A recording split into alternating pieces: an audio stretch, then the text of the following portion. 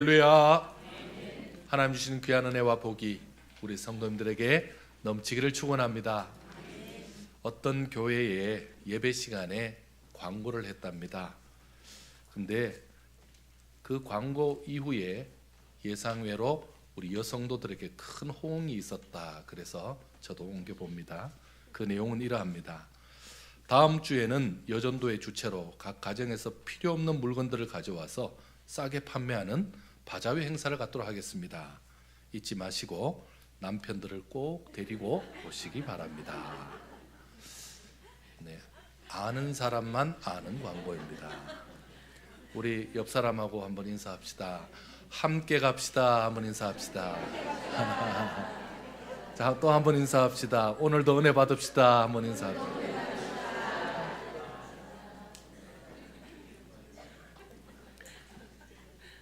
제가 한 번씩 이렇게 예배 전에 이것을 할 때 걱정이 좀 됩니다. 왜냐하면 이걸 잘 살려야 되는데 못 살릴 때가 많습니다. 예, 우리 남편들이 인상이 안 좋은 분들이 좀 계셔서 제가 조심해서 말씀을 전하도록 하겠습니다. 여러분, 국가가 처음 세워질 때 큰 공을 세운 사람들을 개국공신이라 그러죠. 그 개국공신이 이스라엘에도 여전히 있었겠죠. 이제 이스라엘의 2대 왕으로 등극하는 다윗에게도 이런 개국 공신들이 있었습니다. 그 개국 공신들이 얼마나 참 잘했던지 또 하나님 보시기에 얼마나 기뻤던지 그 사람들 이름이 성경에 나와 있습니다. 그 성경에 나오는 이름 바로 세 사람이 나오는데 오늘 본문에 나오는 이름이죠. 야소부암 그리고 또 삼마 엘르아살. 삼마는 사무엘 하에 나오는 분입니다. 이렇게 세 사람, 세 용사라고 해서 세 사람인데 야소보암은 백성이 돌아오다라는 뜻을 가지고 있는데 오늘 성경에 나온 것처럼 창을 들어서 300명의 용사를 죽였다. 300명의 적군을 죽였다. 이렇게 나옵니다. 또 삼마는요. 블레셋 사람들을 물리친 유명한 용사입니다. 자, 엘르아살에 대해서 오늘 좀 주목하려고 합니다.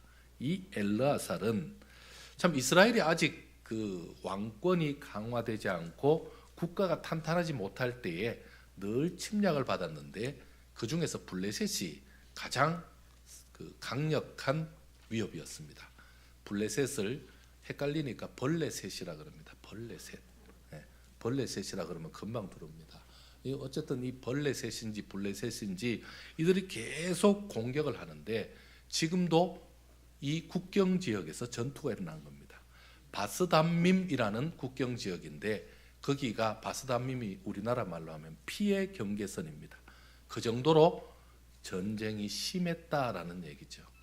자, 이 바스담밈에서 전쟁이 일어난 때는 보리농사 수확철이었습니다. 자, 그곳에서 군대가 지키고 있는데 블레셋이 쳐들어오기 시작합니다. 그러니까 전쟁을 하다가 백성들이 도망을 갑니다. 이제 도망간다는 얘기는 이미 졌다는 얘기죠. 그런데 도망가지 않고 서 있는 한 사람이 있습니다. 버티고 서 있는 사람이 있습니다. 바로 엘르아살이었습니다.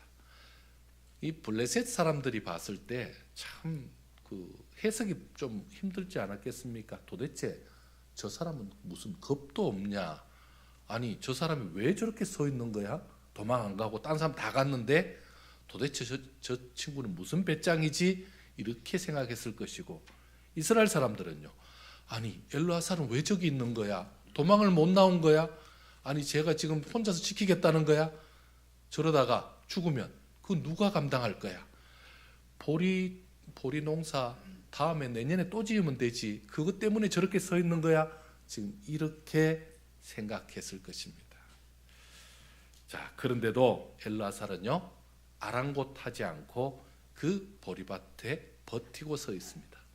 그가 왜 그 자리에 있을까요? 혼자 보리밭을 지킬 수 있다고 서 있는 겁니까? 아니면 바보라서 생각이 부족해서 그 자리에 있는 겁니까? 그가 왜 그 자리에 있었을까요?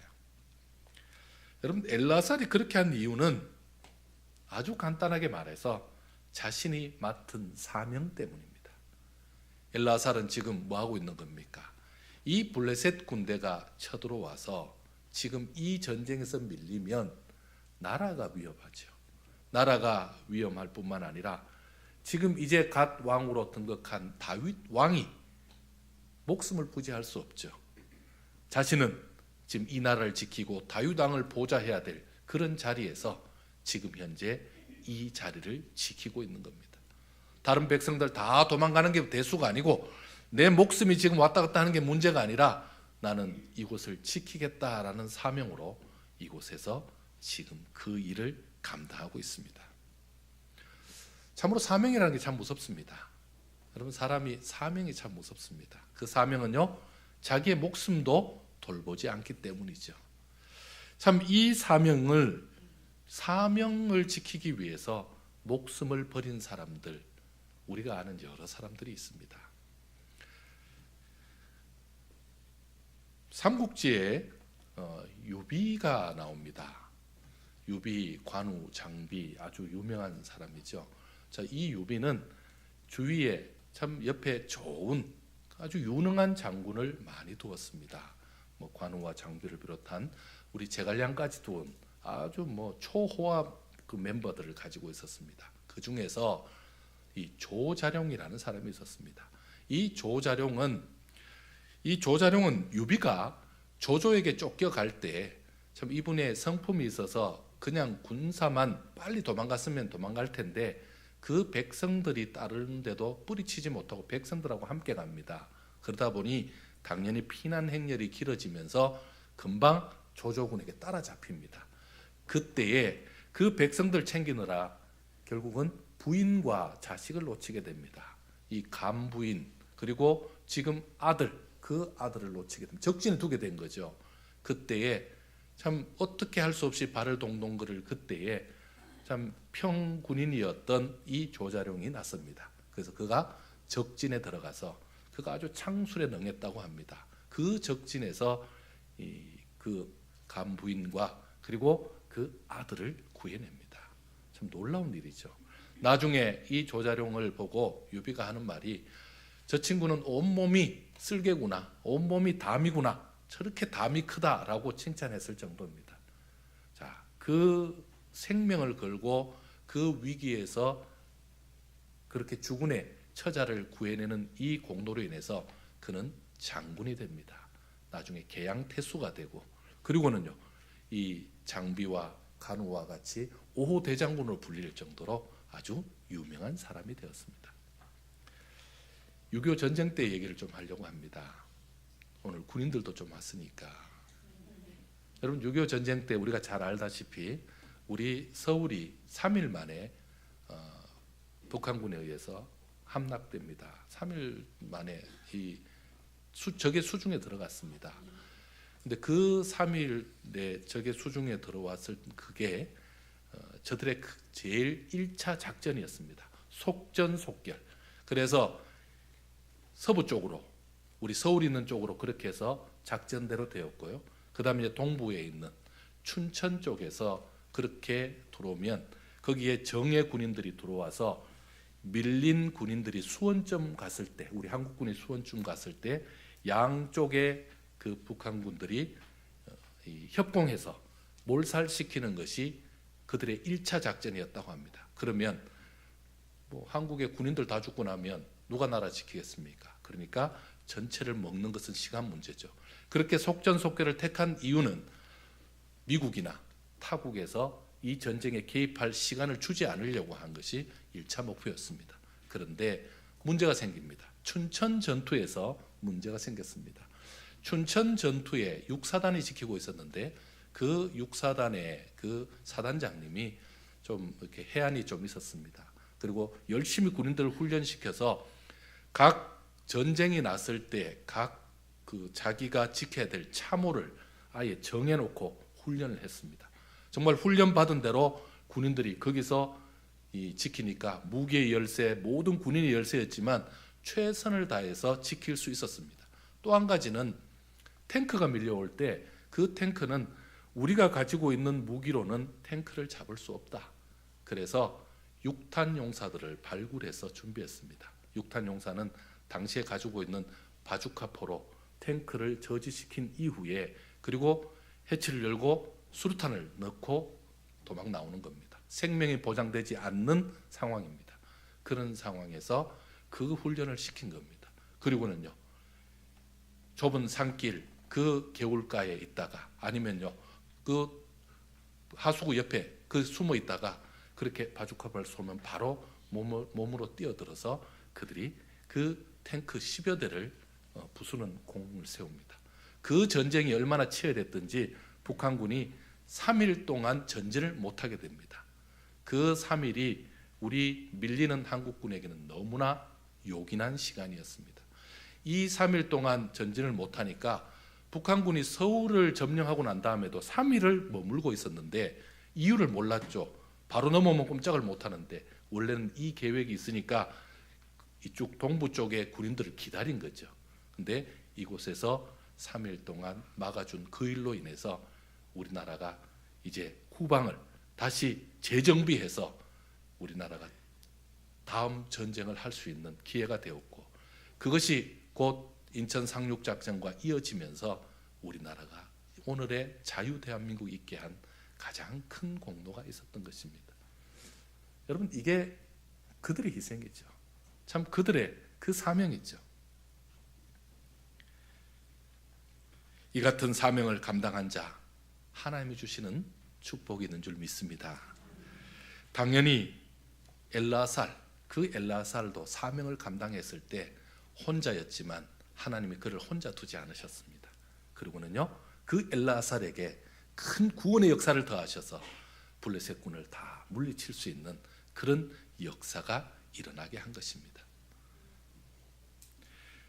우리 주변에도 여전히 엘라살 같은 사람들이 있습니다. 참 우리나라가 각박해지고 요즘 정이 없고 다른 사람을 돌아보지 않는다고 말하고 있지만 실제로 우리나라에 참 지하철에 취객이 떨어지고 거기 환자들이 쓰러지고 할 때 지하철로 목숨 걸고 뛰어든 많은 의인들이 있었습니다.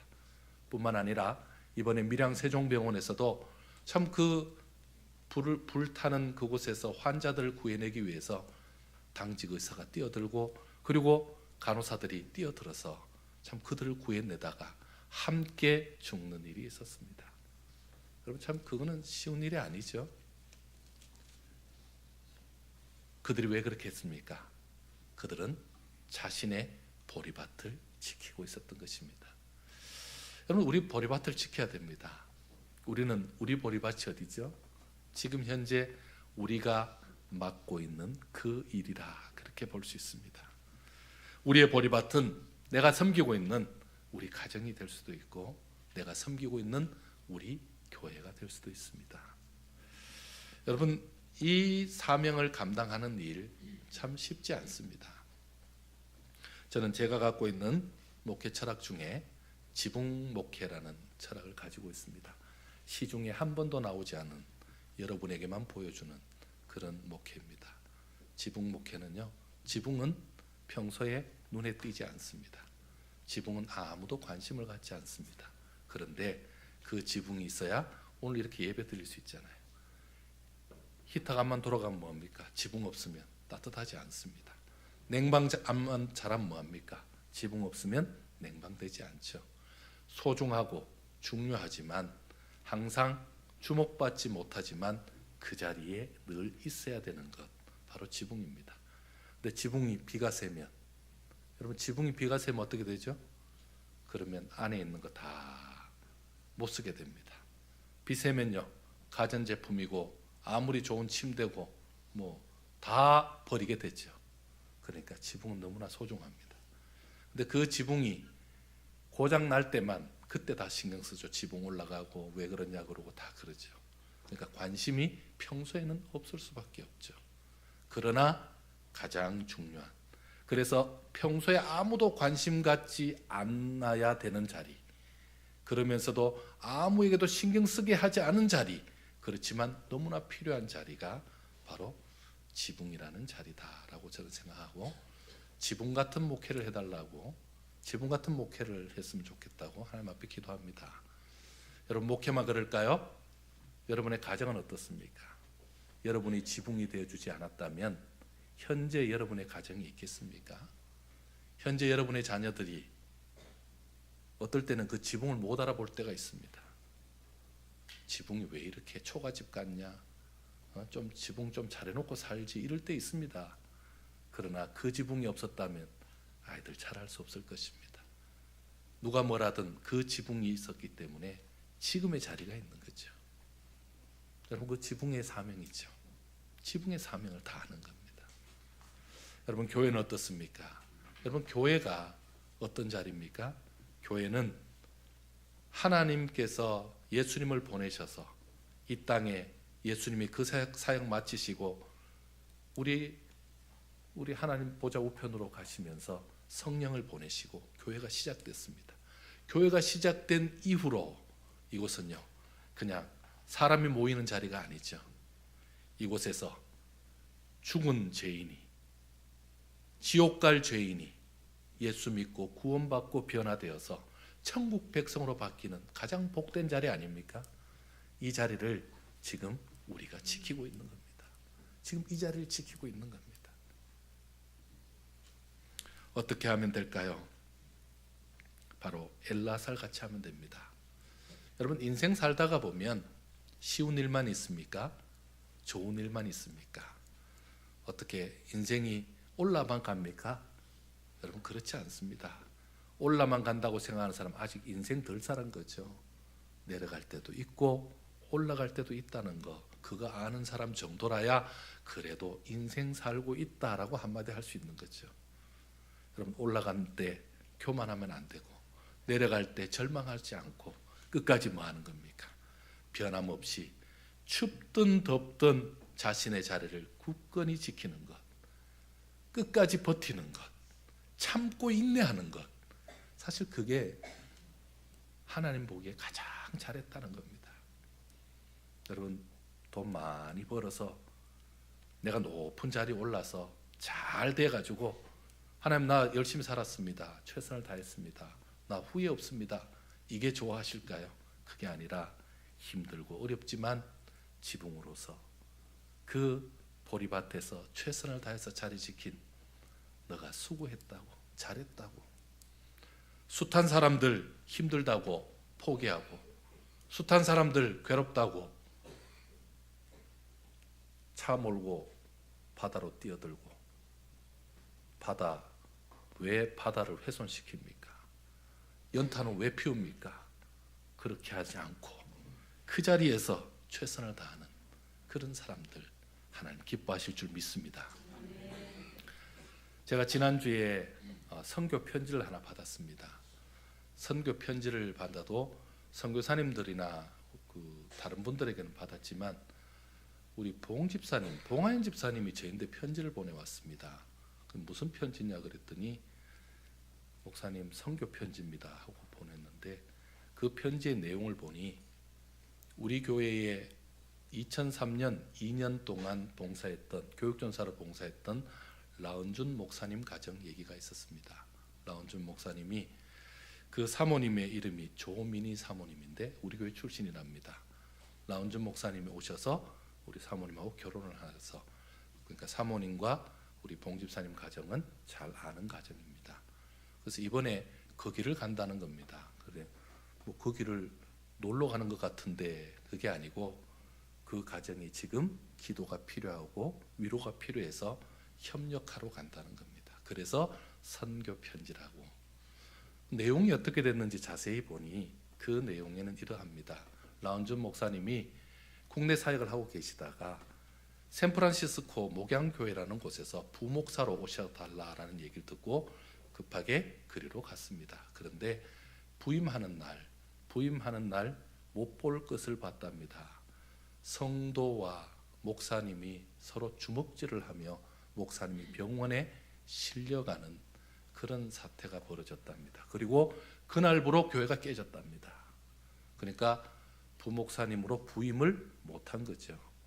그리고 2달 뒤에 어떤 일이 생겼냐면, 이제 그 부목사님을 모시고 교회가 목양교회라는 이름으로 새롭게 개척이 되어서 분명히 갈 때는 부목사였는데 지금 2달 뒤에는 담임이 되어버렸습니다. 부목사에서 담임 됐으니까 좋은 일인가 했더니 그게 아니라 교인이 다 깨지고 7명, 한 7명 남은 성도들, 그 성도들과 함께 지금 목회를 하고 있는데 그 성도들이 교회를 자립할 만한 능력이 있는 것도 아니면서 우리 목사님과 함께하고 지금 붙들고 있습니다. 그러니 목사님은 경제고는 너무 힘들고 또한 모든 부분에서 너무 힘들지만 하나님께서 내게 보내주신 이유가 있을 것이 아닌가 해서 지금 1년 좀 넘게 지금 버티고 있습니다. 참 힘들죠. 여러분 그럴 때 얼마나 힘든지 아십니까? 그럴 때는 어떻게 해야 됩니까? 그냥 딱 간단하죠. 아니 돌아와야지 뭐 하냐고 거기서 이렇게 얘기하고 싶은데 그렇게 얘기할 수가 없습니다. 왜요? 상황적으로 계산적으로 보면 돌아와야죠. 그런데 왜 돌아오지 못하고 그렇게 있을까요? 지금 현재 사명 때문에 그 일을 감당하고 있습니다. 하나님 앞에 그 문제를 두고 계속 기도하는데 하나님이 응답해 주지 않더라는 겁니다. 저도 잘 알죠. 이럴 때는 하나님께서 모른 채 하십니다. 여러분 그거 아셔야 됩니다. 하나님이 이럴 때는 모른 척 하십니다. 그냥 가만히 그냥 계십니다. 그래서 이번에 이제 봉집사님 가정이 사실은 그 가정 올 때까지 있을지 없을지 몰라서 불안했는데 이번에 큰 위로가 된다라는 그런 얘기를 들었습니다. 여러분 어떻습니까?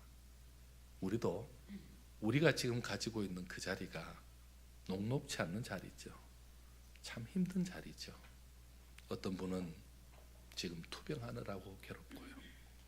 어떤 분은 참 생활고를 지키느라 괴롭습니다. 어떤 분은 자식들에게도 그렇게 인정받지 못하면서 부모 역할 감당하시느라 너무 고생합니다. 알아주지 않는 부모 참 힘든 일을 하고 있습니다.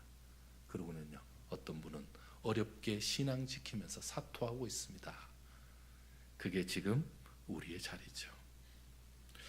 여러분 이렇게 하는 사람들에게 하나님은 어떻게 하실까요?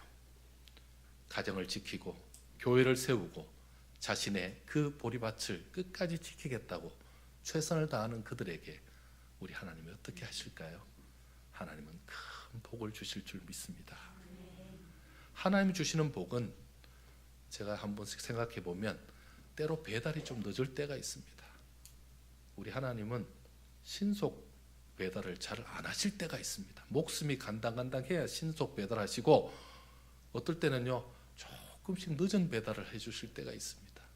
그런데 분명한 것은요 하나님이 모르고 계시는 것이 아니라는 겁니다. 하나님의 손이 짧아서 늦게 주시는 것이 아니라는 것입니다.